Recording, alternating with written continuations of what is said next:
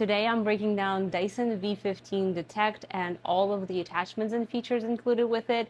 After about 5 years of using my Dyson V10, we were finally ready to upgrade to this one. So even though I don't physically have it anymore, I wanted to point out some of the key features and upgrades I noticed compared to the older one and give you my pros and cons I found along the way on Dyson V15. So stay tuned.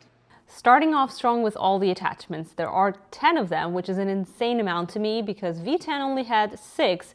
Basically this group that you see over here, plus this floor attachment that did not have the laser included.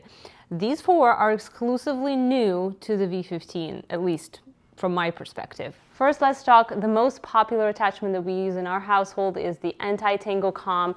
I find it to be a universal attachment for my needs. We use it both on hardwood floors and carpets, though I think it is primarily designed for carpets.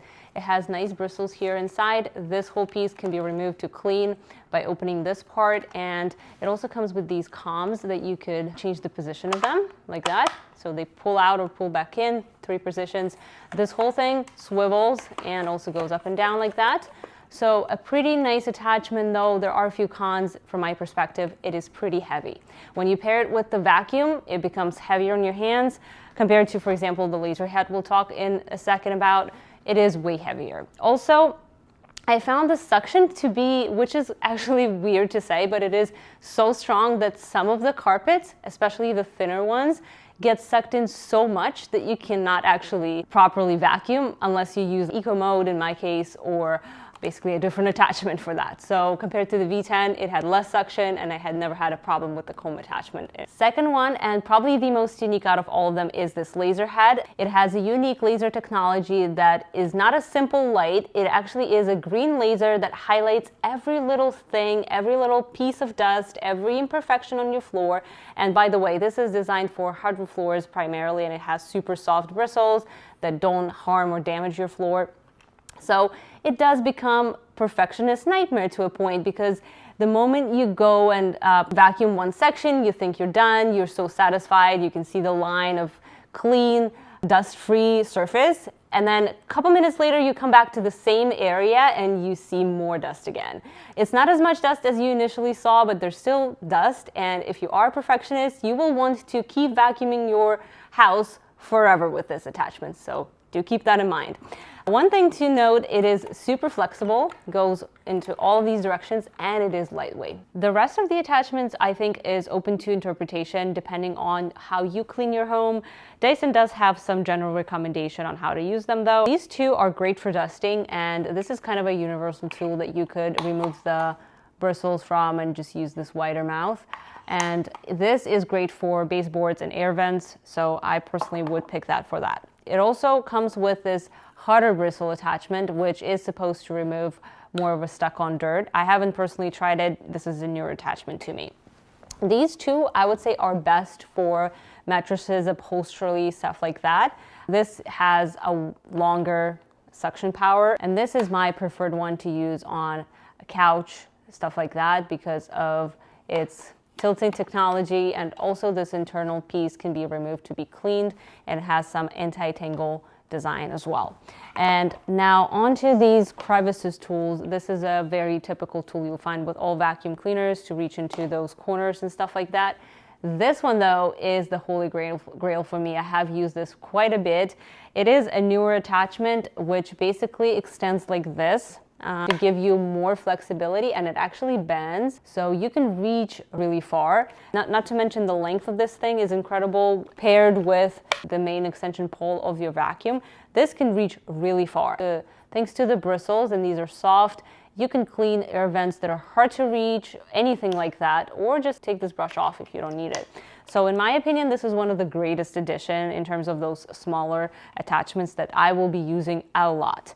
And then finally, you also have this, I don't know how to call it, like not a 360, but a very bandable and can be put into a different position kind of attachment that works with any of these. So you could just stick this one on and be really flexible about where you're reaching with this thing.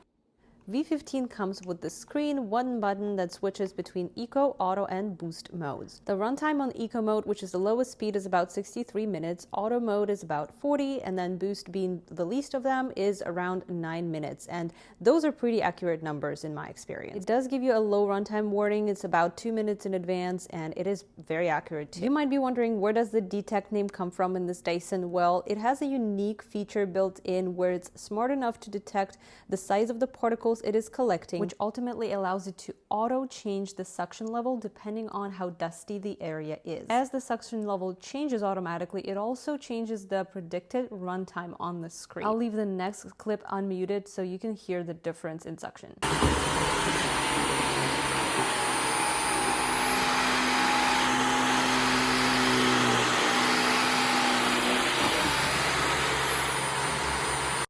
For a quick suction test, I'm using some grains here on both hardwood and carpet, and using auto mode, which is my most frequently used mode, and it collected everything right away in both of those scenarios. Only a few pieces fell to the side.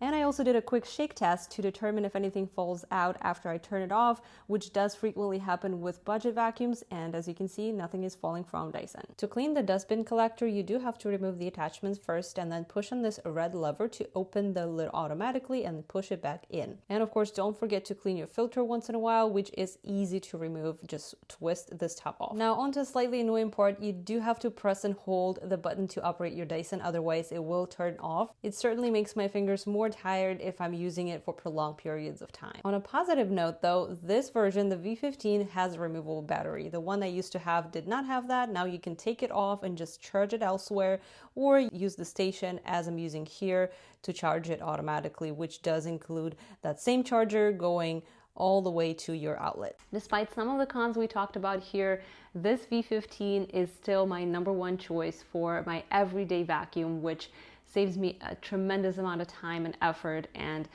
the quality just speaks to itself. Even considering the fact that I've used my older Dyson for 5 years and it was still running fine, I just wanted some upgrades, it just tells that the quality is there. And if you are in that price range and considering Dyson, I would just say go for it. You will not regret it. Let me know in the comments, what are your top features or maybe least favorite features of the V15 model? And also, of course, let me know if you have any questions about the functionality of this vacuum. I'll be happy to answer them through videos and help you make an informed buying decision for your cleaning needs. I hope this video was helpful, and thanks for watching.